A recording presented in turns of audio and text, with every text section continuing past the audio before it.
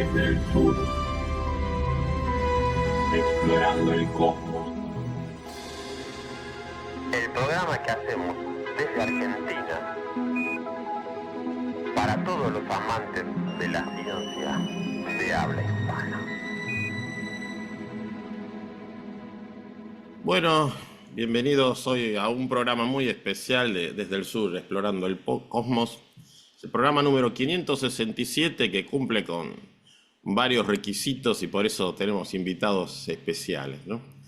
Desde el Sur cumple 20 años, acaba de cumplir 20 años hace unos días. Y bueno, confluyeron una serie de cosas que me hicieron pensar en este programa especial, porque tenemos el tema de la calidad de divulgación científica que se está dando hoy, ¿no? Queremos hablar de varios temas como la locura que se ha dado con el 13 Atlas, para el cual Héctor hizo un excelente artículo. Voy a hablar un poquito de algo que debo agradecerle a Estefanía, que es lo que aprendí en las charlas de divulgación que hacen en el planetario. Estefanía Coluccio, perdón que no la presenté, es directora del planetario de la ciudad de Buenos Aires, Galileo Galilei, una excelente divulgadora científica. Bueno, y Héctor Socas Navarro, si necesita presentación, es astrónomo y el host de Coffee Break, ¿no? El podcast número 1 de divulgación científica. Hola. Bueno, si me permites, Ricardo, decir que para mí es un honor estar participando en este podcast tan mítico y que enhorabuena por los 20 años, has dicho, me resulta difícil de imaginar. 20 años, sí. Nosotros acabamos de cumplir 10 y estoy súper contento de cuántas cosas han pasado, cuántas cosas hemos hecho. No me puedo imaginar estar cumpliendo 20, así que enhorabuena. Y también Como a los dije, oyentes que al final esto solo tiene sentido si hay una audiencia detrás que lo respalda y que lo apoya. Y enhorabuena también por saber elegir. gracias. Como dije en esa reunión que tuvimos también en el planetario, gracias a Estefanía, existimos desde antes de que existiera la palabra podcast. así que bueno, aquí seguimos. Yo debo decir que he sido siempre, o había sido muy contrario a esa palabra. Yo me opuse mucho a usar esa palabra y recuerdo, he estado buscando yo en algún sitio, yo puse escribí algo diciendo que no me gustaba esa palabra y explicando por qué. Y estaba buscándolo a ver si lo encontraba, pero no he conseguido encontrarlo, ¿no? Pero bueno, la vida a veces nos hace, no sé, pues, no, aunque uno no quiera, tiene que pasar por el aro, ¿no? En algunas situaciones y bueno, se ha extendido tanto que parece difícil no usarla. Sí, claro. Y bueno, otra cosa que me unió, que yo le había adelantado un poquito a Estefanía en alguna reunión privada que tuvimos, es que este año se cumplen los 30 años del fallecimiento de Carl Sagan. Entonces me parece una buena oportunidad para revivir un poco el concepto de lo que es el escepticismo y el pensamiento crítico, sobre todo a los más jóvenes, ¿no? Porque uno puede hablar de ciertos personajes no conocidos, pero a veces pueden conocerse el nombre, pero no el contenido de lo que dejaron, ¿no? Así que un poco la misión esta es, y si tal vez, bueno, hacemos algo, mi idea es hacer a lo largo del año algo así como recordatorios del legado de Sagan, tanto en el podcast como en donde se me dé oportunidad, ¿no? Me parece que es la mejor forma de homenajearlo que nos ha dejado tanto, porque en definitiva creo que la mayoría de nosotros, aunque sea más o menor grado, nos inspiramos en lo que él nos mostró, ¿no?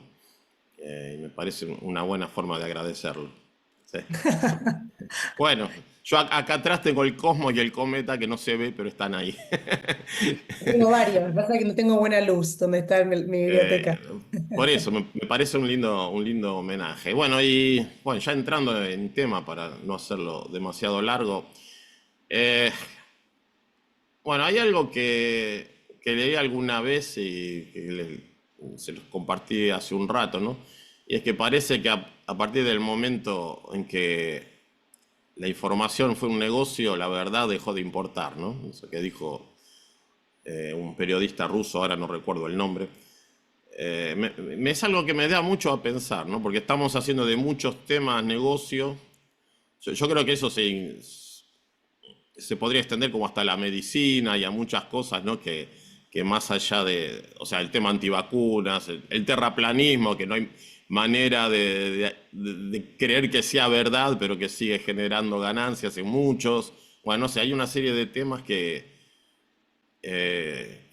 son preocupantes, ¿no? Y que dejan, es como que ahora caló mucho más grave en los profesionales. Hay algo en una de las últimas charlas en las que asistí al planetario, que fue una linda reunión de divulgadores científicos, ¿no? Con Mariano Rivas, Valeria Román, y que era Andrés Resnick, ¿no? Tres, Sí.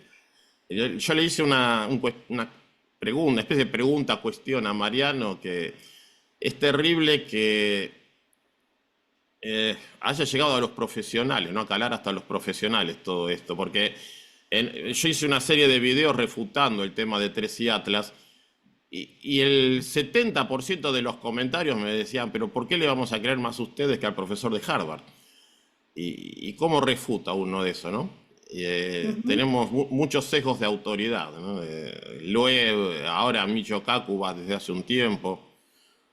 Francis Crick, un Nobel que creía en el racismo. Bueno, o sea, y el artículo de Héctor me parece que dio muy bien en eso, ¿no? De cómo no tenemos que caer en estos sesgos de autoridad, ¿no? No sé qué opinan ustedes.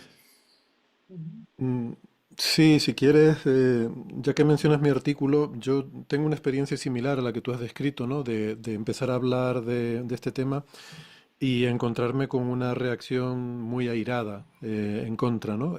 Como que hay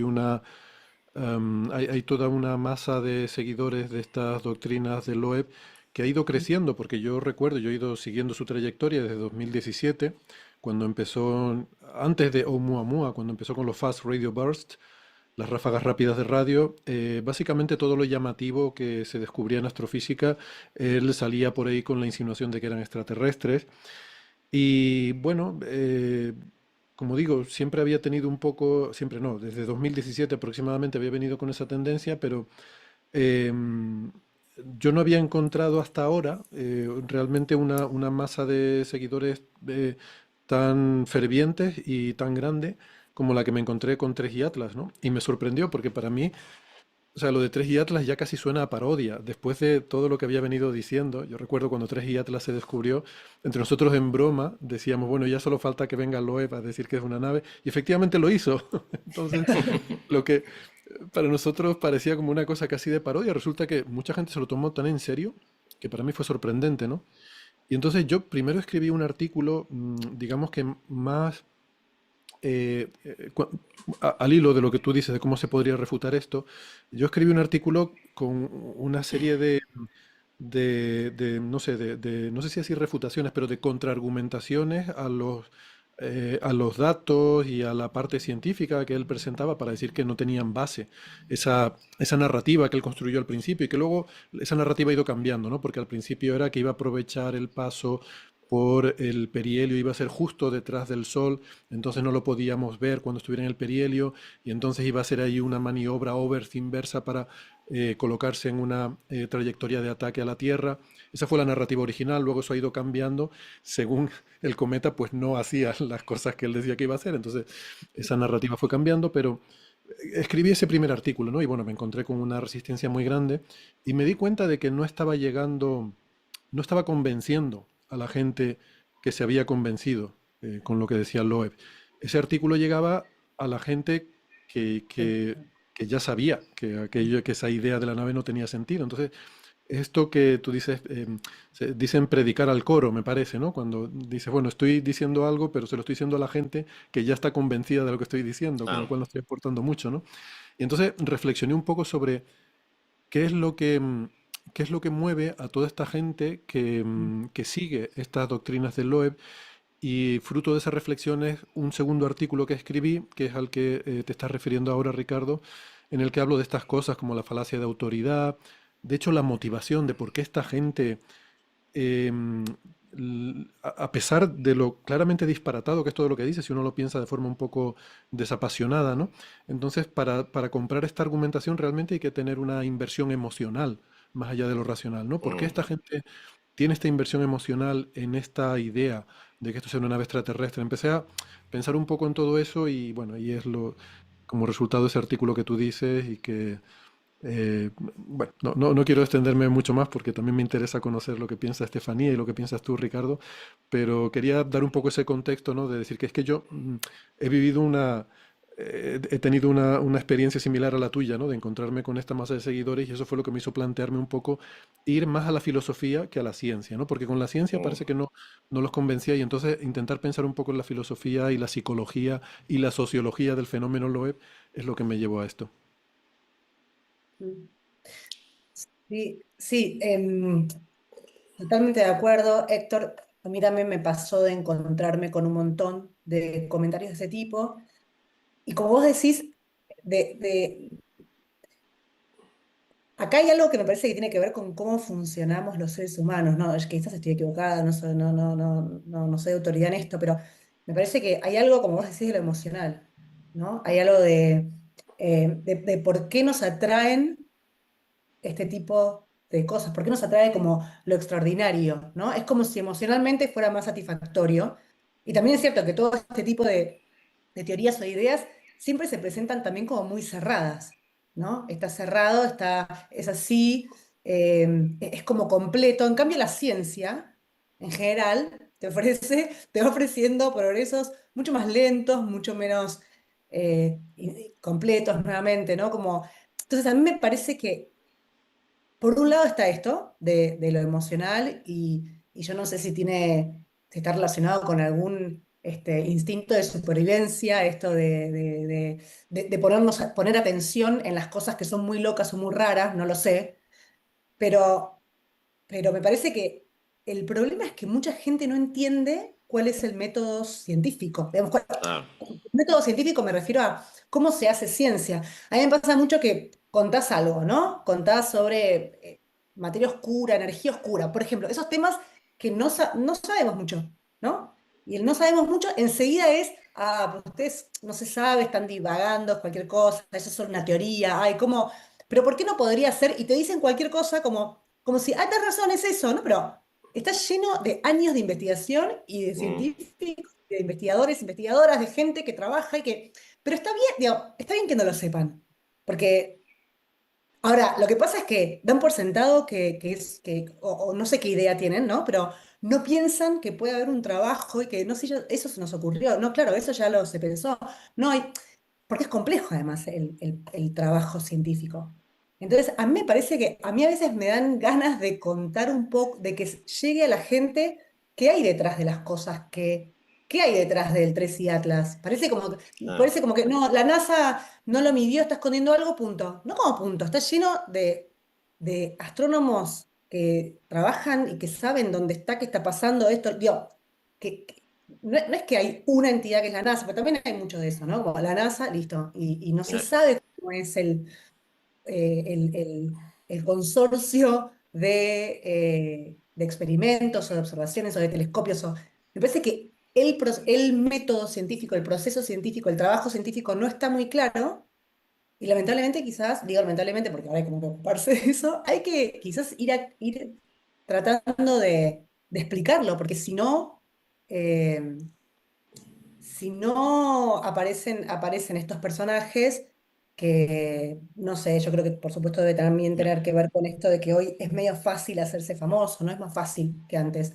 Tener llegada gratis a todo el mundo.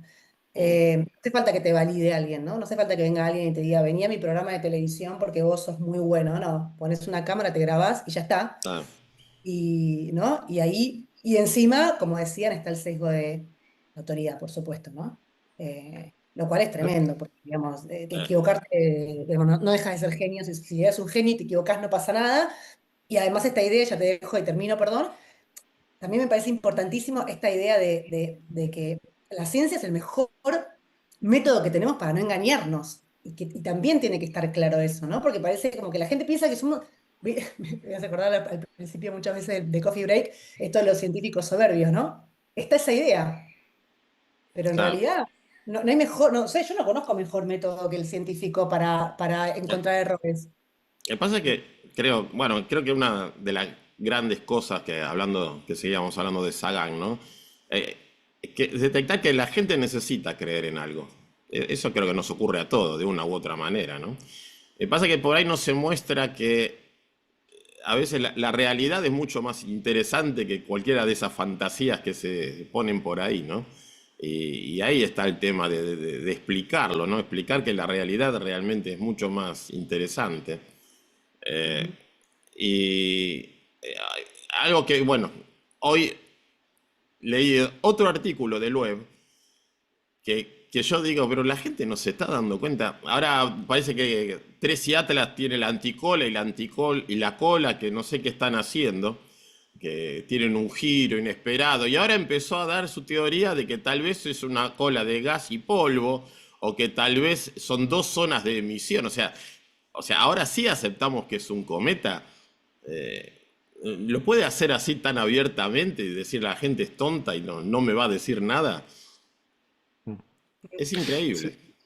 Eh, preguntabas, no, o comentabas antes, ¿no? Del problema con Loeb con respecto a otros charlatanes, es que está respaldado por un currículum muy potente, un currículum científico y como dice, un catedrático en Harvard. De hecho, hasta hace unos años era el jefe del Departamento de Astronomía de Harvard y eso le confiere esa autoridad de la que decimos que, bueno, que hay que huir, ¿no? Que en ciencia hay que huir de la falacia de autoridad. El hecho de que una figura reputada, como si el mismo Sagan viniera mañana y dijera que 3 Atlas es una nave espacial, pues no serviría porque lo diga él, a pesar de que todos lo Claro, admiramos. Si eso estuviera en contra de toda la evidencia y de lo que ve toda la comunidad científica, pues sería absurdo, ¿no? Pero hay que tener en cuenta también, además de que hay que evitar la falacia de autoridad, que es que no existe tal autoridad en el caso de Loeb, porque él efectivamente es un investigador muy prestigioso, pero en un campo que no tiene nada que ver. Él hizo una trayectoria muy, muy prolífica en el campo de la cosmología, en agujeros negros. Se llegó a fundar el instituto, el Black Hole Institute, para que él lo dirigiera. Em, Ese es su campo de investigación. Él de objetos del sistema solar, de cometas, es un novato, es una persona que no sabe de esos campos. Y yo no sé si la gente es consciente de lo enormemente diversa que es la astrofísica y que tú puedes ser un gran experto en un tema y sin embargo en otro tema no tener absolutamente ni idea, ¿no? Y es lo que pasa con Loeb y se refleja eso muchas veces en sus artículos que escribe, que no son artículos científicos, sino que son artículos que escribe en su blog. Muchos expertos le han encontrado errores muy de principiante porque es un principiante. Y eso no está mal. A mí no me parece mal que alguien a mí me gusta hacerlo cuando puedo, porque se aprende mucho cuando intentas hacer una incursión en otro campo y eso genera una interdisciplinariedad en la investigación que es positiva. Pero hay que hacerlo, cuando uno entra en otro campo, tiene que hacerlo con humildad y siendo consciente claro. de que eres un desconocedor. Lo que no puedes es decir que todos los demás que llevan toda la vida trabajando en eso son todos ignorantes. Todos. Tú eres el único. Loeb llegó a decir en un artículo, a sugerir que quizás 3 Atlas era una prueba de inteligencia de los extraterrestres para ver si algún científico de la Tierra se daba cuenta de que era una nave. Menos mal que lo tenemos a él.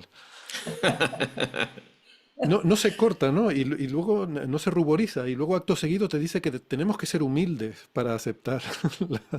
Tenemos que ser humildes como yo, que soy el único Claro. El único científico bueno. humilde. Sí. En fin, ustedes Eh, que son argentinos seguramente conocen el sketch de L. Luthier, en el que habla sobre la salvación de Warren Sánchez y cómo entre las virtudes que te transmite el credo de Warren Sánchez está el de la humildad. Serás tan humilde que te llenará de soberbia, decía, ¿no? Pues algo así. Sí, es así. Ahora me extraña el caso de la universidad misma, ¿no? Ahí está la universidad detrás que no sé si es omisión o apoyo, pero bueno, es extraño eso también, ¿no?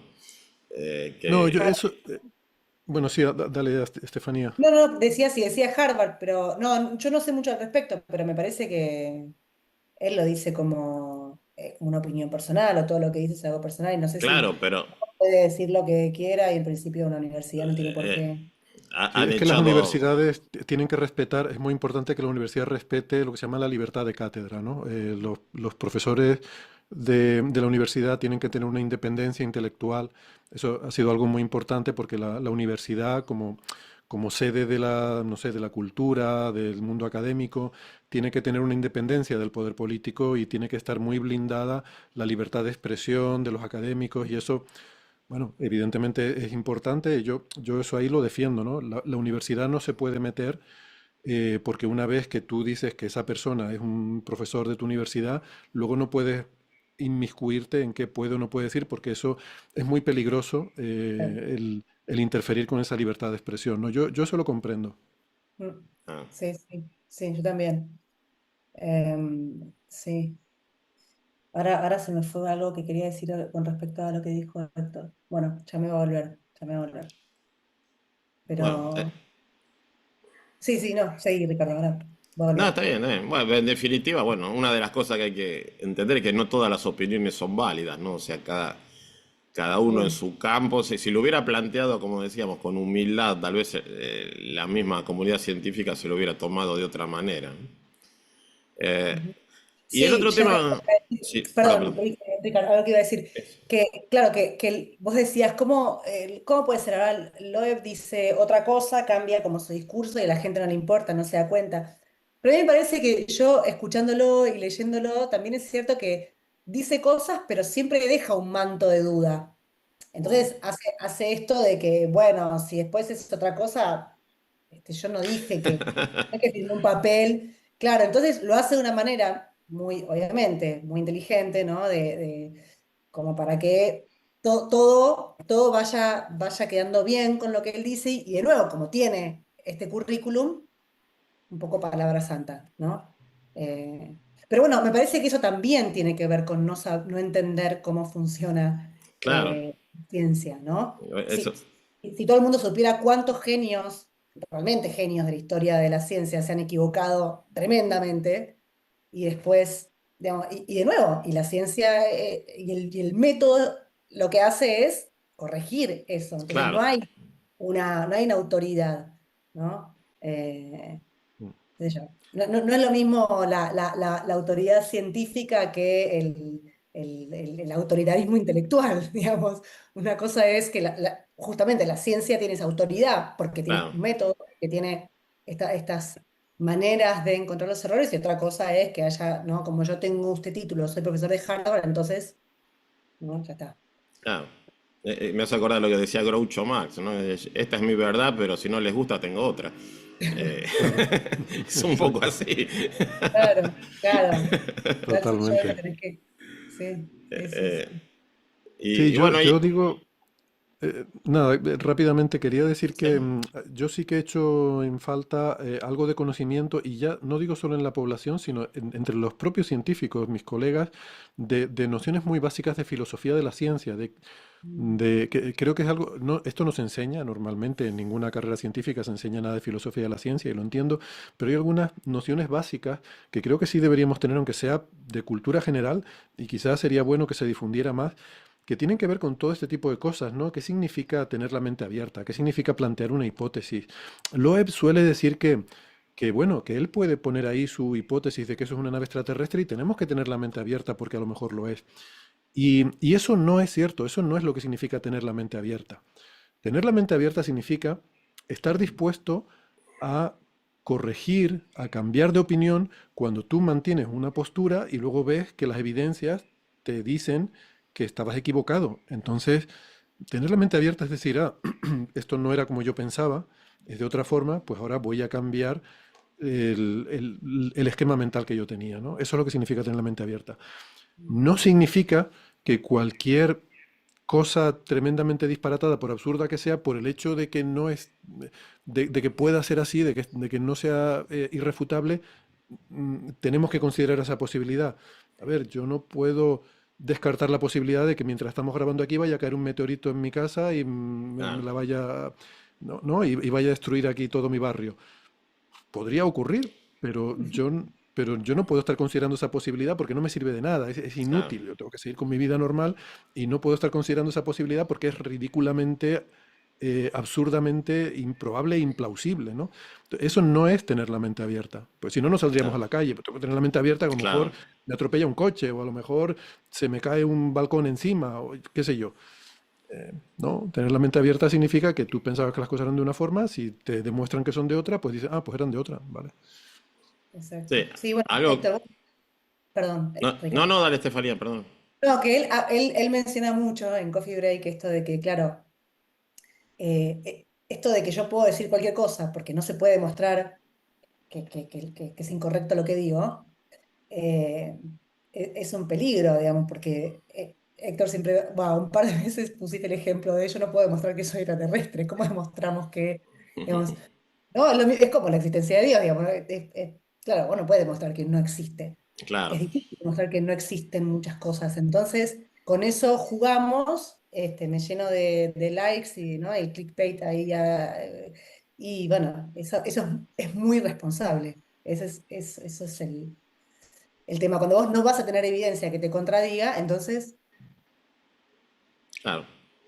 Sí, algo es que me fácil. marcó, cuando leí Cosmos de adolescente, ahora recordándolo, una de las cosas que me marcó que decía Sagan bien al principio es que como que la ciencia es un equilibrio entre el escepticismo y la imaginación, ¿no? Y es como que uno puede imaginar cualquier cosa, pero el escepticismo es el que regla las cosas y dice que es posible y que no, ¿no? Y eso me Mm, pareció una definición maravillosa, ¿no?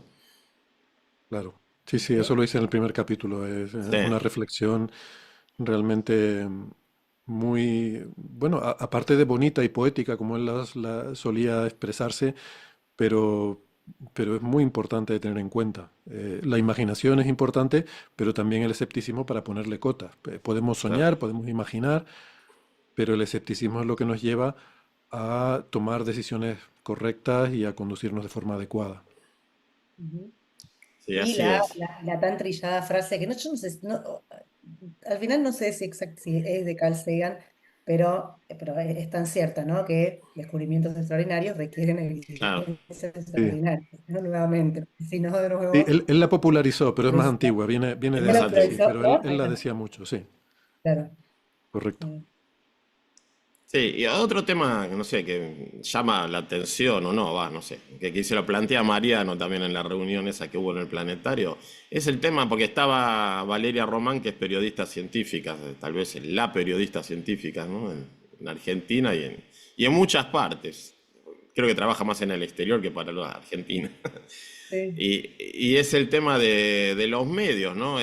Ese copiar y pegar. Mariano me hizo reír porque decía, ¿cómo era?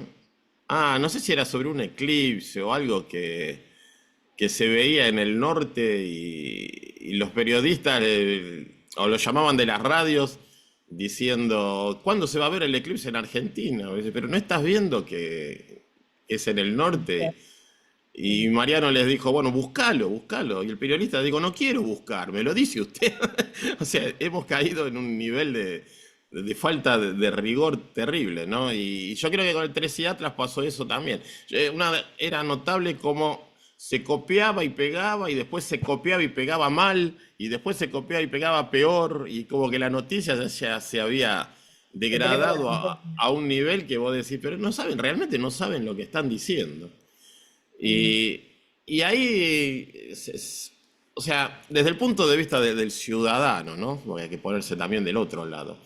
Me pregunto si uno tiene el derecho a exigirle la verdad a los medios o si se demuestra que una noticia que dieron no es así, ¿se le puede pedir disculpas? O, no existe ninguna, perdón, se le pueden sí pedir disculpas, bien digo.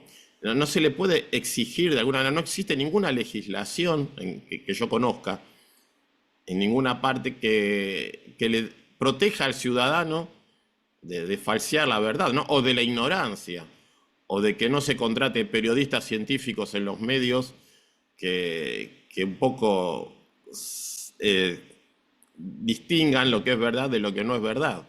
Eso es algo preocupante también, es como que vale todo, ¿no? O sea, cualquier verdad vale. ujú. Sí, eh, habla tú, Estefanía, porque yo tengo que Ok, organizarme las ideas porque aquí ok. tengo tantas cosas que Sí, me un vienen montón de que cosas. no sé, tengo que pensar cómo organizarlas. Dale Un tú. montón de cosas. Sí, arranco por una que es que eh, Hay algo que empeora todo hoy en día, que es la cantidad de información, ¿no? Creo que antes, cuando una noticia uno tenía que esperar al día siguiente para que saliera el diario y leerla, entonces, bueno, el propio diario, periodista, tenía tiempo de investigar, de armar su nota, y además no estaba plagado de información por todos lados. Las fuentes eran un poco más concretas y más limitadas. Hoy en día lo que te pasa también es que los mismos profesionales tienen que trabajar a contrarreloj, porque si no lo decís en el próximo minuto, lo va a decir otro y entonces vos ya llegaste tarde, entonces el otro lo dijo como pudo, como le salió, o lo que sea. Entonces, esa, esa, esa exigencia y ese apuro hace que las cosas tengan mala calidad. Es como cualquiera de nosotros que va a hacer algo y lo va a hacer apurado, te va a salir peor que si tomas el tiempo. Entonces, para mí eso es muy, muy terrible. Y no le encuentro solución porque no creo que tenga solución, porque no vamos a parar todos. Y la verdad que el que primero te diga algo, te lo diga como te lo diga, va a ser el primero. Y entonces, yo no sé, no sé bien qué pensar con respecto a eh, cómo solucionar, cómo mejorar, cómo resolver esto. Es complejo, pero me parece que ese es uno de los problemas. Después hay muchos otros. Lo dejo a Héctor seguir con algún otro que se le haya venido a la cabeza. Sí, sí, sí, y no quiero reincidir en eso que estás diciendo, ¿no? Porque me parece muy, muy cierto. Yo recuerdo cuando vivía en Estados Unidos que yo veía las noticias en un programa que era en realidad un programa de comedia, porque las noticias siempre son dramáticas, siempre te ponen, las noticias siempre son lo peor que está pasando en el mundo, ¿no? Sí. Entonces, bueno, de esta forma por lo menos me lo suavizaba un poco, ¿no? Me lubricaba la ingesta de noticias y me resultaba más llevadero. Y una cosa que decían, una vez hicieron un reportaje sobre cómo todas las cadenas importantes de noticias, CNN, NBC, ABC, todas estas, y empezaban a poner una serie de anuncios, ¿no? De estas emisoras y siempre te decían, sea el primero en enterarse, mientras está sucediendo, ahí están nuestros reporteros mientras ocurre la noticia. Em, Todas presumían, ¿no? La publicidad consiste en presumir de aquello que tú quieres decirle al ciudadano que es tu punto fuerte, ¿no? Todas presumían de dar las noticias rápido. Ninguna, decía, hemos estado buscando, no hay ningún anuncio de cadenas de información que presuma de darlas bien.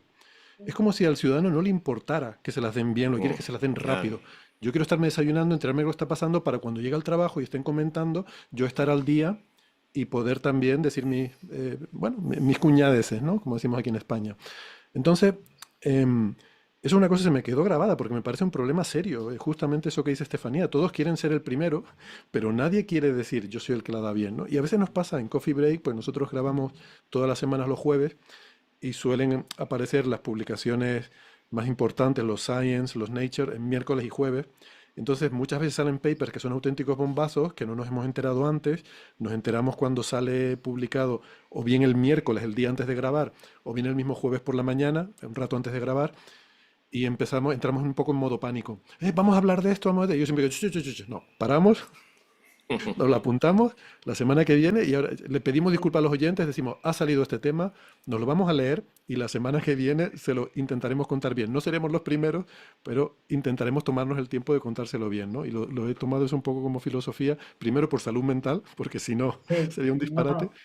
pero también porque creo que es lo correcto, ¿no? Creo que es un problema también todo esto. Bueno, Sí, yo, perdón. sí, no, es que iba a seguir con otro tema, así que dale No, tú. con respecto a eso me parece que está buenísimo además, porque, bueno, por supuesto, después son nichos, ¿no? Son nichos los que siguen a Coffee Break, con nichos los que siguen, pero no importa, me parece que está buenísimo porque después uno sabe que en ese lugar está la calidad, digamos. A mí a veces me pasa que hay una noticia nueva y no tengo tantas ganas de hablar de eso rápido, porque además es muy probable que después o sea, esté mal, Sí. Claro. se sumó algo al día siguiente, entonces, ¿qué tengo que salir a decir? A veces es mejor como quedarte tranqui, y después ser la fuente que da algo más completo y más armado un poquito más tarde, ¿no? En Sí. realidad, va a empezar a tomar valor eso. Es verdad. Oye, y nosotros, por cierto, como no solo somos un poco de astronomía, sino de más cosas, cuando la Mm. pandemia, por ejemplo, yo lo llegué a pasar un poco mal con eso, porque claro, era un problema tan acuciante todo lo que estaba pasando y además hombre, es importante porque hay muchas vidas en juego, cualquier cosa que se aprende, que se descubre, era importante soltarlo rápido, pero luego es verdad lo que dice Estefanía, que a veces dices cosas rápido y por el hecho de ser lo rápido o no lo tienes tú bien procesado o simplemente no está todavía muy bien procesado en el momento en que sale la información Claro. y luego pues eso, te veías en situaciones de que a lo mejor aquello que dijiste pues no era así o aquello que... Y se pasa mal, es verdad. Conviene tomarse un poco de pausa y madurar las cosas. Bueno, cuando en casos como en astronomía, que no suele haber cosas demasiado urgentes, pues conviene tomarlas con un poquito de cautela. Mm, sí, Sí, bueno, yo trabajo en un medio hace sí, muchos años y hay algo con lo que uno lucha también, ¿no? Que, por ejemplo, o para entrevistas, bueno, me han pasado que uno propone un tema, ¿no? Y hay un productor que dice, no, pero esto no le interesa a nadie. Y uno se pregunta, ¿qué criterio toma para saber qué interesa y qué no? Tal vez, no sé, la muerte de alguna persona sea mejor noticia que una noticia científica. ¿Quién evalúa, no? Ahora creo que cualquiera evalúa, porque no, o sea, no están preparados, no están formados realmente, ¿no? Hay mucha gente que improvisa en muchos puestos y eso se nota. Y bueno, yo siempre digo que la televisión está perdida. O sea, hemos llegado a un punto en donde, a pesar de trabajar en el medio, pero ¿por qué lo digo? Y esto me ha pasado muchísimas veces. Pues, hay gente que me ha dicho, porque si yo quiero ver algo serio, lo veo en YouTube. Sí. Y eso también vale. ¿Eh? Es una visión válida y es parte, creo que, de la muerte de la televisión, en sentido Bueno, figurado, la ¿no? Pero, televisión, yo estoy convencido de que morirá con nuestra generación. La gente joven consume su contenido audiovisual pues, YouTube o claro, en otros servicios de streaming o de distribución audiovisual, ¿no?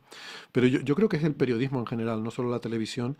Creo que he empezado a hilar un poco los argumentos de lo que quería decir porque creo que tenemos un problema en general en nuestra sociedad con el periodismo. El periodismo está viviendo una crisis de modelo, porque antes había una forma de financiar el periodismo. Pensemos en la prensa escrita, por ejemplo, que es lo más sencillo pero pasan todos, yo creo. Antes uno tenía que comprar el periódico. Uno iba al kiosco, compraba el periódico y pagaba no solo por el soporte físico en papel, sino por los sueldos de toda la gente que está ahí trabajando, etcétera, etcétera. Ahora ya prácticamente nadie compra el periódico, nadie quiere pagar por tener la información. ¿Por qué? Porque la información me viene en sobreabundancia gratis. Entonces, ¿por qué voy a pagar por algo que está gratis en todas partes? No, solo tengo que ir y recogerla en Internet. Pero claro, en Internet no está cribada, no está curada, que se dice, ¿no? Entonces, de alguna forma, el periodismo tiene que buscar una manera de seguir siendo sostenible económicamente, porque hablamos a veces de negocios de forma frívola. Negocios no es solo los millonarios que se llevan. Negocios es toda la gente que está trabajando en un medio, todos los medios que hacen falta, valga la redundancia, para que ese medio funcione, pero todo, desde el redactor jefe hasta el último técnico que está conectando cables, hasta la persona, el camarero en la cafetería de la redacción, toda esa gente vive de ese medio, ¿no? Claro, ahora hay un modelo que está respaldado por la publicidad, pero que es críticamente dependiente de la audiencia, de los clics famosos. Entonces necesitamos el clickbait. Antes no era tan necesario, evidentemente había que vender el periódico, pero ahora hay una dependencia obsesiva de ese clickbait y eso genera una cultura del sensacionalismo, ¿no? Entonces, todas las noticias que nos llegan están filtradas por el sensacionalismo, no solo en ciencia, sino en todos los ámbitos, en la política, en todo. Y eso ha llevado a la polarización que tenemos en nuestra sociedad. A mí me tiene muy preocupado. Creo que las próximas grandes guerras que va a haber van a estar dirigidas y van a estar fomentadas y producidas por esta polarización que se genera en este medio en el que estamos viviendo, en este ecosistema de tanto sensacionalismo. Porque ya no es que los del otro bando políticamente, por ejemplo, han hecho esta cosa que nos parece reprobable, no, ya es que ha sido una cosa atroz, terrible y esa gente no merece ni vivir. Y lo mismo del otro bando hacia el nuestro, ¿no? Entonces, ah, la confrontación social que se está dando a nivel mundial, yo lo veo en mi país, pero creo que es mundial, me parece muy preocupante. Es lo más preocupante que yo veo en el mundo actual. Y la ciencia es también una víctima de todo esto. Hay una mediatización del sensacionalismo. Y entonces, decías, Ricardo, lo conecto con tu comentario, si podría haber alguna legislación para esto. La verdad es que yo soy un poco reacio a regular la libertad de Mm, expresión, porque me parece que tocar eso es tocar uno de los pilares de la democracia y de la libertad, y no soy partidario de eso, entiendo que algo hay que hacer, pero yo creo que tenemos que ser conscientes de que no podemos esperar a que todos nuestros problemas se arreglen desde arriba, a que los políticos, los legisladores, los jueces nos arreglen la democracia. Nosotros como ciudadanos tenemos que tomar control. Si al final el mercado somos nosotros. Solemos pensar en claro, el mercado como la gente que lo domina, que tal, el dueño de la Coca-Cola, el dueño de Nokia, o bueno, de Apple en este caso, pero realmente los dueños somos nosotros. Lo que pasa es que somos tantos que no nos podemos poner de acuerdo, em, pero nosotros somos los que dictamos el mercado. Si lo que nosotros consumimos es lo que genera negocio, entonces tenemos que nosotros cambiarnos a nosotros mismos y generar una cultura de consumo de la calidad, no de cualquier información. Que paguemos por la buena información, que paguemos por la calidad, de alguna forma, aunque sea con nuestros clics, aunque no sea con nuestro mm, dinero, que no le demos claro, clics a la basura, que se lo demos a los buenos claro. contenidos. Y ahí también los canales públicos deben salirse de la guerra de audiencias y de... aquí en España, por ejemplo, tenemos medios que están financiados por el gobierno, pero resulta que esa financiación se usa para que no pongan publicidad. Yo diría, no, no, ponga usted publicidad, pero olvídese de las audiencias. Esa gente que trabaja en los medios públicos van a cobrar su sueldo independientemente de que tengan mucha o poca audiencia, pero les Claro. exijo que hagan programación de calidad, que no se metan a dar el fútbol, a Bueno, dar Eurovisión, Gran Hermano, esas cosas. No, dé usted programación de calidad. Tenemos hasta programas en España, en la radio pública, programas de estos de fantasmas y de misterio y de no sé qué, porque tienen mucha audiencia, ¿no? De alguna forma tienen que poner el listón, igual que la educación pública tiene que poner el listón. Yo no me opongo a que haya también lo privado, ¿no? Pero creo que lo público tiene que poner el listón, aunque no sea pero rentable. fíjate que, o sea, es una manera de regular bien. O sea, yo recuerdo hace unos años que se exigía a los medios, por ejemplo, bueno, yo en el caso de la televisión fundamentalmente, ¿no? Que tiene que tener un cierto porcentaje de contenido educativo, cierto porcentaje de contenido cultural, cierto... Eso se perdió, o sea, y la legislación está, pero nadie la cumple. Y ahora, bueno, hay toda una revolución porque el sistema de medición de rating se va a cambiar para incluir los medios digitales, ¿no? Sí. Eh, pero hay una inercia muy grande. O sea, yo creo, es como yo lo llamo el síndrome de mi abuelo, ¿no? Querer enseñarle a mi abuela a usar un celular es casi imposible, ¿no? Porque la tecnología pasó tan rápido que es imposible una adaptación de una persona que se crió de otra manera. Eh, y con los medios está pasando lo mismo. Yo creo que hay una inercia muy grande al paso a lo digital. O sea, veníamos de un mecanismo en donde, no sé, la publicidad se ponía en base a las horas de aire, de qué sé yo. Y ahora con los medios digitales nadie sabe cómo cobrar. Y no hay nada que lo legisle y no hay nada que lo ordene.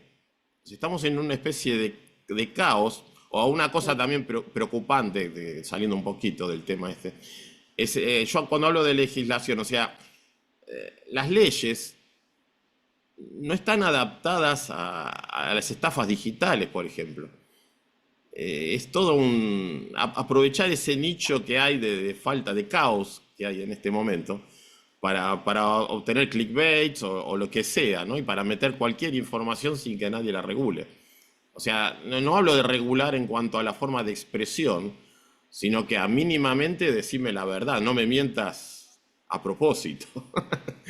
Claro. Que es eso un poco lo que se ve, porque yo creo que volviendo al caso del web de antes, yo no puedo creer, eh, una de las cosas que me interesó que leí decía, no es solo lo malo lo que dice el web, sino que él también se lo crea.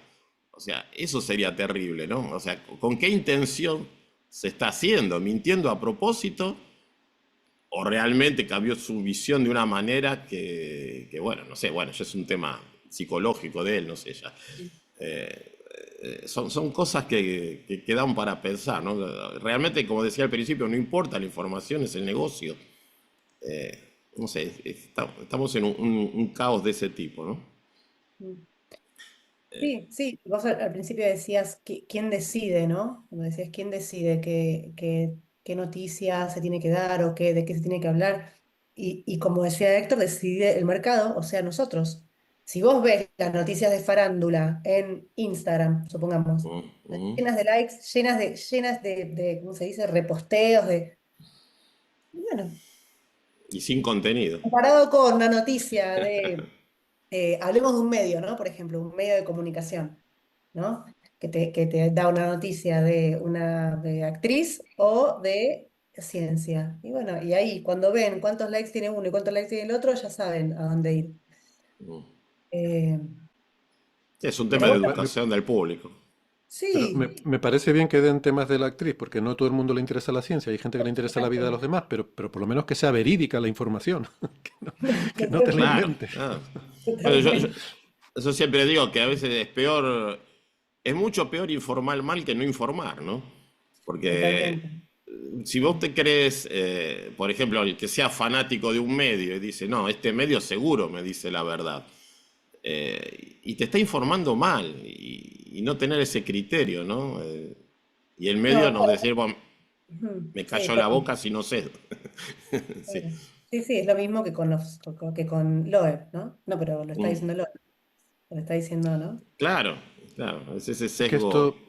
esto es muy Exacto. peligroso, ¿no? Porque yo a veces cuando hablo con alguna gente que no está muy metida, dicen, bueno, pero no pasa nada, ¿qué más da? Esto no es como otras cosas que sí son importantes.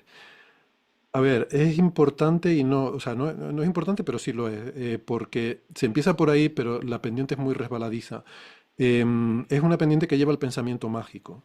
Cuando empezamos a Ah, renunciar a nuestra capacidad de pensamiento racional, esa pendiente lleva al pensamiento mágico, eso lleva a las casas de brujas, eso lleva a las dictaduras, al seguimiento ciego de un líder, al seguimiento, como dices, este medio me dice la verdad. El adoptar una mentalidad en la cual tú tienes un conjunto de ideas y las sostienes sin importar qué, eh, retorciendo o desatendiendo a lo que te dice la evidencia, eso lleva al fanatismo, ¿no? Y a la polarización y a esto que yo digo que me temo, que esa combinación de que nos lleve a conflictos violentos porque no somos capaces de comunicarnos con otros, no somos capaces de debatir, sino que todo se lleva a un terreno de fanatismo, de polarización bueno, y de eso, de pensamiento mágico y casa de brujas y tal. Yo creo que está todo muy relacionado, por eso sí, sí me parece que es importante. ¿Mm? Sí. y vale la pena, por ejemplo, hacer un debate entre científicos y pseudocientíficos. ¿Qué opinan? Eh, es todo un tema. Ya hizo un experimento un colega de Héctor, Sí, Javier Santolaya, y no le, o sea, es una pena, ¿no? Que él tratando de contar su verdad no pudiera bueno, debo hacerse decir que entender. el experimento no lo hizo Javier, lo hizo Jordi Wild, que es un famoso, bueno, aquí en España es súper conocido, y suele hacer programas que tienen gran audiencia. En algunos de ellos hace debates, pues como estos, ¿no? Entre terraplanistas y no terraplanistas y tal. Debe hacerse, no lo sé, yo tengo opiniones enfrentadas ahí, ¿no? Bueno, primero, yo no creo que haya que prohibir nada, eso para empezar. Ahora, segundo, ¿deberíamos hacerlo? ¿Es una buena idea? Yo creo que eso depende de cada uno. Yo no lo haría. Yo no. Hay muchas razones, sobre todo porque eso genera una cierta, entre el público, entre la audiencia, genera una sensación de lo que se llama la falacia del falso equilibrio, ¿no? Si yo pongo Exacto. a un científico, un Javier Santaolalla, que como bien dice es amigo mío y un tío al que respeto mucho, hace una divulgación maravillosa y tienen, bueno, millones de seguidores. em, y por otra parte, pones un terraplanista, la gente puede pensar que estas dos personas, un científico y un terraplanista, están en igualdad y a ver cuál es el que tiene razón, ¿no? Y no es Mm, así, no es así. Por otra parte, los debates no estamos acostumbrados a valorarlos en términos racionales, sino que esto lo vemos mucho también en política, los debates electorales, cuando ves al día siguiente el análisis del debate. ¿Quién ganó? Ganó fulanito porque el otro se lo veía nervioso, estaba moviendo el pie constantemente, se lo notaba que estaba sudando por las axilas. Tú dices, pero ¿qué tiene que ver nada de eso? O sea, ¿tenía razón o no tenía razón? ¿Sus claro. políticas eran mejores o eran Claro. peores? No, nada de eso importa. Lo que importa es el carisma. Entonces tú puedes ir a debatir con un terraplanista y a lo mejor resulta que tiene mucho más carisma que tú. Mm. Y a lo mejor resulta que yo no sé, no se me da eso de debatir. Y entonces me he puesto sobre los hombros la responsabilidad de todo el conocimiento científico mundial, me han derrotado y ahora toda la ciencia queda manchada por mi derrota, ¿no? Queda derrotada queda humillada por mi derrota, ¿no? Entonces eso, yo, to- yo solo le veo problemas por todas partes. Ahora bien, si hay alguien que lo quiere hacer de forma heroica y valiente, como hizo Javier, pues yo lo aplaudo, ¿no? Yo recuerdo cuando yo era joven había aquí un divulgador en España, que no me acuerdo cómo se llama, era un astrónomo que se dedicaba a ir a estos programas en los que se hablaba de espíritus, de ovnis y tal, y lo hacía súper bien, porque estaba muy bien informado, más allá de la parte científica, sino de la parte de cómo discutir con esta gente, que es muy difícil. Yo a lo mejor sé discutir con Estefanía, con Ricardo, de temas científicos, pero si me pones a lo mejor con un terraplanista empedernido, a lo mejor no sabría discutir con él, ¿no? De forma, quiero decir, de forma carismática, ¿eh? Porque esto al final es lo que se valora aquí. Y este chico lo tenía, no sé, la verdad que luego dejó de aparecer en la televisión, no sé qué, supongo que se habría cansado porque esto es agotador también, drena mucha energía. Así que no lo sé, no tengo opinión en un sentido o en otro. Yo lo que sé es que yo prefiero no hacerlo. A mí cuando me llaman a estos programas siempre declino, porque Ah, no me bueno. siento capacitado en primer lugar y creo que haría un flaco favor a la divulgación científica si lo hiciera. Creo que eso lo tiene que hacer alguien que sepa, que se sienta cómo moverse en este entorno, porque no te van a valorar los argumentos, te van a valorar el carisma. Mm. Es así. Interesante. Sí, totalmente, totalmente de acuerdo con Héctor. Sí, yo creo que ese falso equilibrio del que también hablaba Héctor, ¿no? Entre un científico y una persona que pone en duda a la ciencia, confunde al público, que está bien, que es natural, porque es un público que no sabe justamente. Entonces, y eso erosiona la confianza en la ciencia. Entonces, y de pronto, tal cual, como dice Héctor, si no lo haces de una manera sagaz, digamos, de una manera inteligente, ¿no? Y si vos no estás preparado para eso, entonces puede terminar siendo más un espectáculo, ¿no? Claro. Que otra cosa. Yo tampoco lo haría como dice Héctor, porque no me siento preparada para como él dice, para que tus argumentos sean los que valgan y mi carisma, no sé, pero tenés que Claro. estar muy, o sea, tenés que estar hasta entrenada, me parece, porque esta Sí, gente, sí, he sí, es hablado verdad. con esta gente es tremenda, o sea, Mm. es impresionante. Entonces, hablan con una convicción y te dan vuelta las cosas y que tenés que estar muy, de algún punto preparada, entrenada, no sé. Yo no lo Sí, haría tampoco. Muchas veces me preguntan, perdón, muchas veces me preguntan, ¿viste? Me dicen, ¿qué opinás de nada? Que es una pérdida de sí. tiempo. ¿Qué opinás del terraplanismo? Nada. No voy a perder el tiempo. También me parece que no darle lugar está bien, porque si no, de nuevo, lo pones como en un lugar de Claro. importancia, dándole espacio, ¿no? Y tiempo. Sí, sí, está bien, es muy así. Eh, Mm. bueno, el tema, bueno, siempre gira alrededor de la educación, ¿no? O sea, a mí la última que digo para ya ir cerrando es que yo veo que como en el caso de la televisión se fue perdiendo como medio educativo, internet más o menos. El tema es que ahora estamos en la época de la inteligencia artificial y la gente, o sea, los chicos o los científicos o lo que sea que están mal formados son los que van a tomar decisiones a futuro, ¿no? Sobre este tipo de cosas. Y es preocupante si no tienen un pensamiento bien formado, un pensamiento crítico, un escepticismo. ¿Qué futuro nos espera, no? Sí, yo soy muy radical con mi pensamiento sobre la educación. Yo volvería por lo menos el 70% de la educación, estoy hablando de la educación en la escuela, primaria y secundaria, yo la volvería a muchas décadas atrás. Uy, Era Estefanía. volver a No, aprender a escribir, volver a aprender a leer, a comprender un texto, a analizar un texto y a la realidad. Hace poco terminé un libro de Jorge Wagensberg, que me parece fantástico.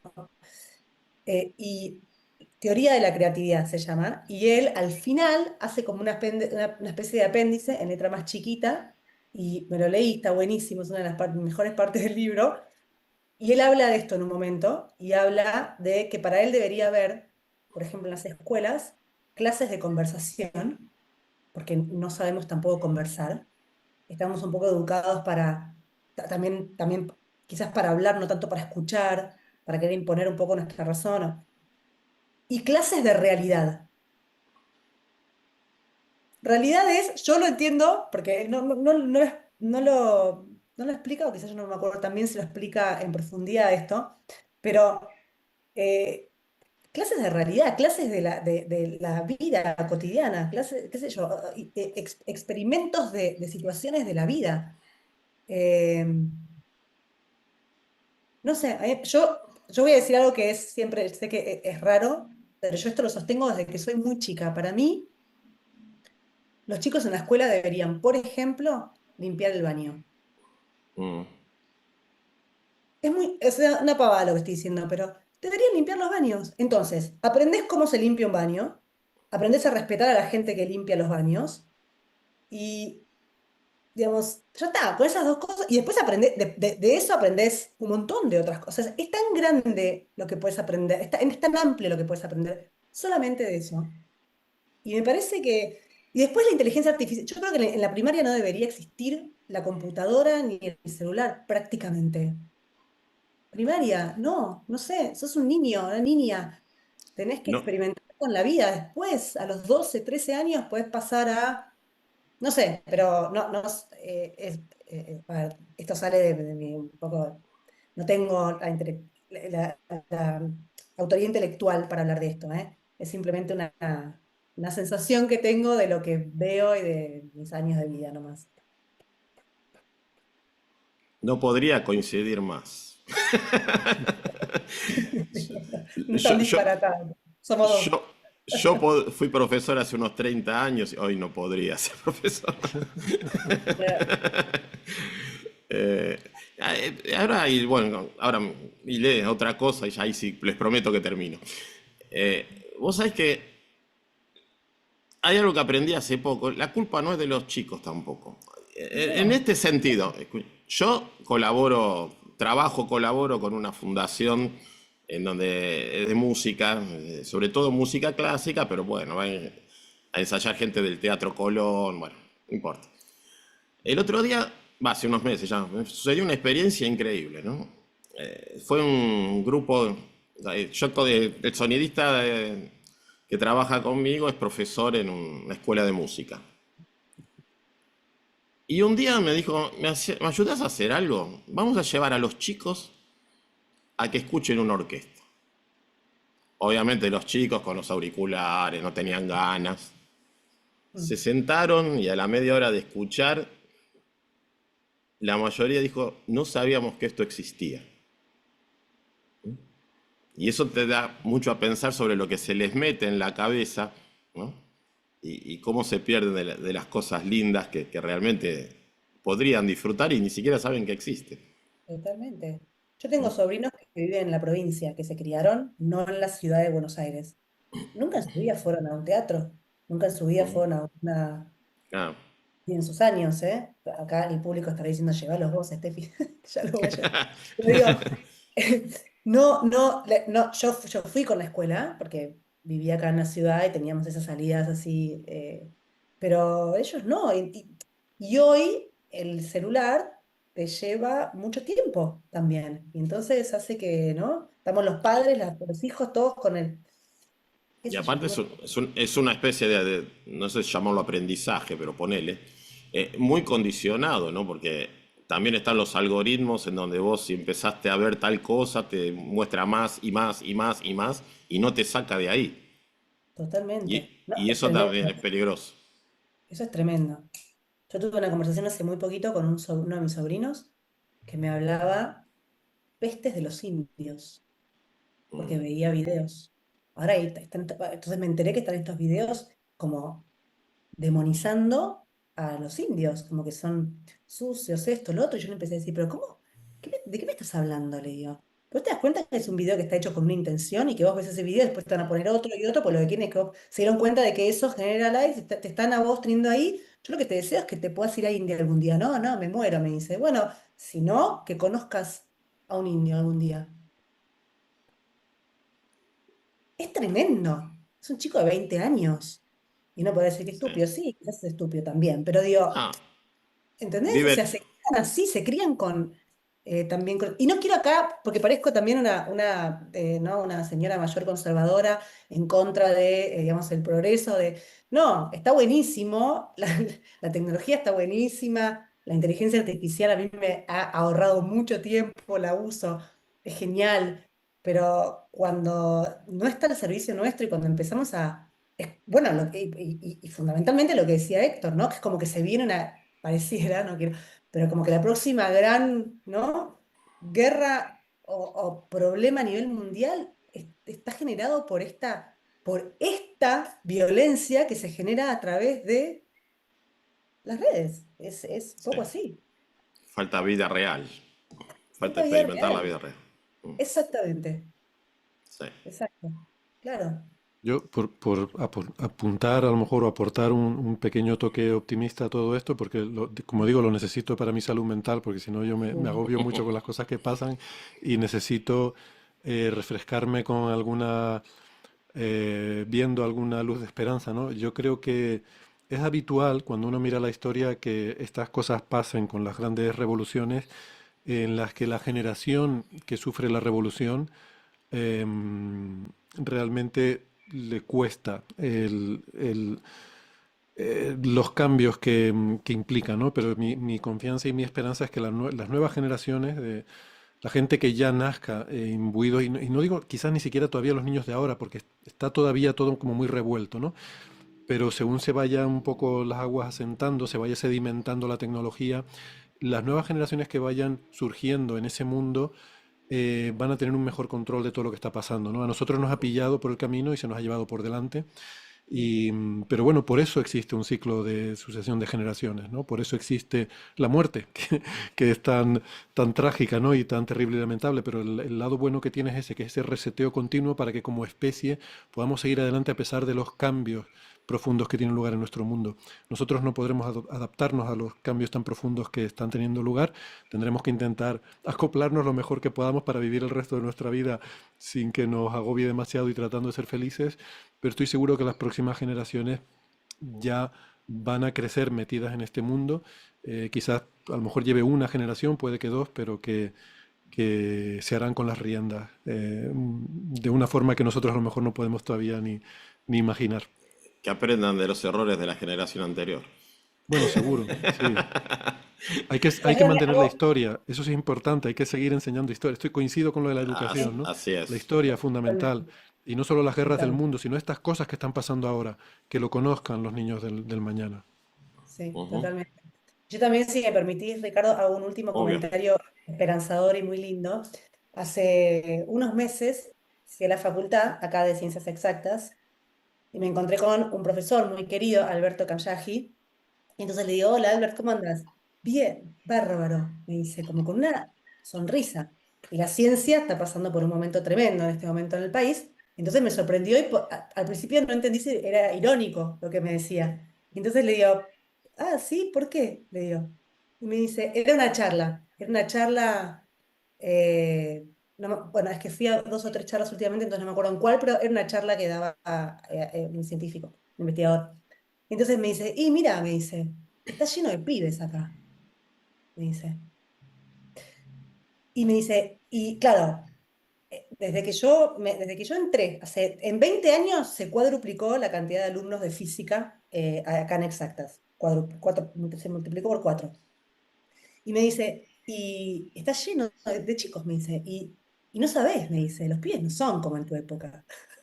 Me dice, la tienen re clara, son re piola, está buenísimo, me dice.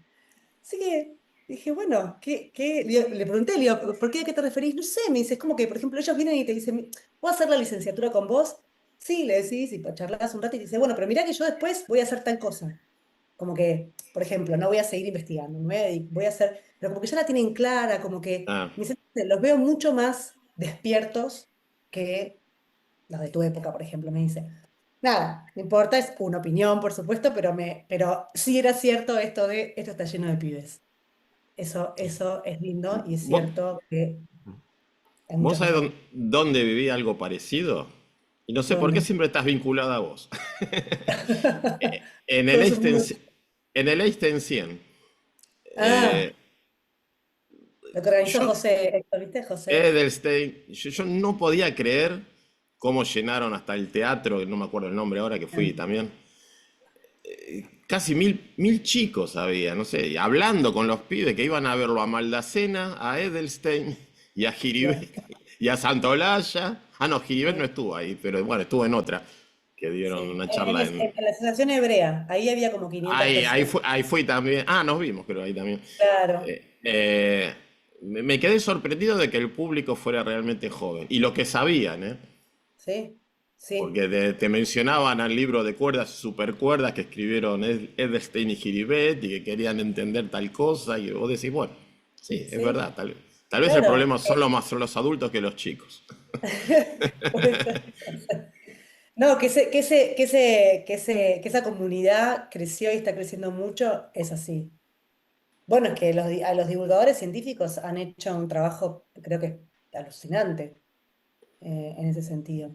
A mí me parece que los chicos, hay muchos chicos que encuentran, a ver, por ejemplo, sin ir más lejos, Javier, que es excelente. A Javier lo conocen, por ejemplo, lo conocen mis sobrinos. Mis sobrinos no son chicos que particularmente les interese la ciencia y saben perfectamente quién es. Y le Claro. tienen como respeto y estima y bueno, está buenísimo, a mí me parece que está buenísimo, está muy bien. Sí, sí, porque se entró la ciencia por otros lugares y Claro. se volvió algo un poco más, ¿no? Bueno, él entró por su faceta actoral también, me parece, ¿no? Que eso está buenísimo. En realidad está buenísimo. Totalmente. Claro, Sí, claro, sí, claro, sí. ¿no? Tiene sus atributos también para hacer lo que hace de una manera carismática, obviamente, y atractiva, claro. Sí. Bueno. Así que bueno, mensaje esperanzador para terminar. Bueno, les agradezco realmente muchísimo a los dos. Eh, Héctor a la distancia, realmente siempre ahí. Y bueno, realmente muy... Ya lo traeremos de nuevo. Hay que traerlo, ¿eh? Para el Sagan Me Sí, 30. ¿Eh? encantaría. Me totalmente. encantaría. Disfruté mucho mi estancia en Buenos Aires. Gracias de nuevo, Estefanía, porque fue No, placer, maravilloso el evento y el trato que recibí allí y lo bien que lo pasé. un placer. Y gracias, Ricardo, por la invitación. Gracias a ti. Ha No, sido por favor. un honor estar en tu programa. Bueno, Gracias, muchísimas Ricardo. gracias y bueno, Placerazo. nos vemos pronto, esperemos, ¿eh? Gracias a los Obvio. dos. Venga. Gracias. Hasta Perfecto. luego. Nos vemos, gracias.